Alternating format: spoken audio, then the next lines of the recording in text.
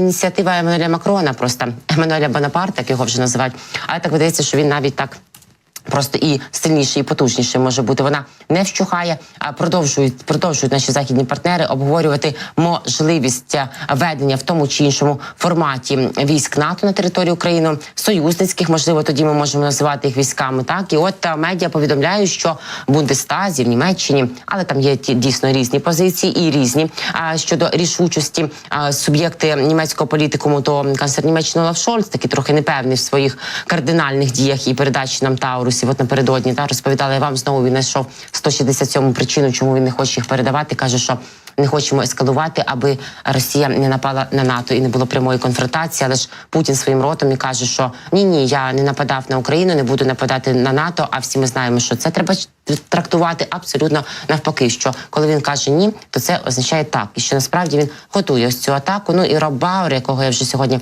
згадувала, теж про це попереджав неодноразово, і західні розвідки про те, що 3, 5, 10, 15, 20 різні дають тривалість часі років, але тим не менше конфлікт і напад Росії на НАТО просто таки неминучі. Звісно, якщо ми не зупинимо російські окупаційні війська на нашій території, над чим ми працюємо, а допомога від наших західних, та хай ще зараз не союзників, але партнерів, дуже би пришвидшила цей процес.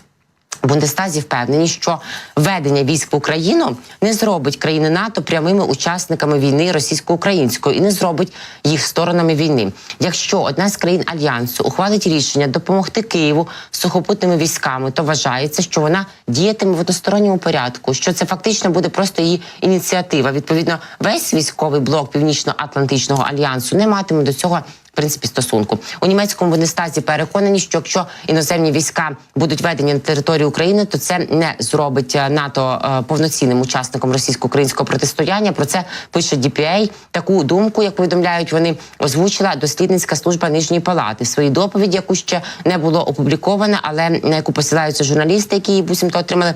Представники Бундестагу написали таке: якщо держава-член НАТО діє в односторонньому порядку, тобто не в рамках ухваленої операції НАТО і поза структурами військового командування НАТО, то ні НАТО в цілому, ні інші держави-партнери НАТО не стають сторонами конфлікту. Водночас доповіді зазначають, що ведення сухопутних військ на іншу територію, зокрема в Україну, допустиме за міжнародним правом. У матеріалі DPA наводять слова місцевої депутатки Беатрікс фон Шторх, яка запитала, як може вплинути ведення військ НАТО на так звану справу Альянсу, під час якої інші члени блоку мають підтримувати один одного. І її експерти Бундестагу відповіли, що якщо війська держави-члена НАТО візьмуть участь у колективній самообороні на користь України в наявному конфлікту, тобто у війні між Росією та Україною, і будуть атаковані іншою стороною конфлікту Росією під час бойових дій, то це не буде випадком статті 5 договору НАТО. Ось так.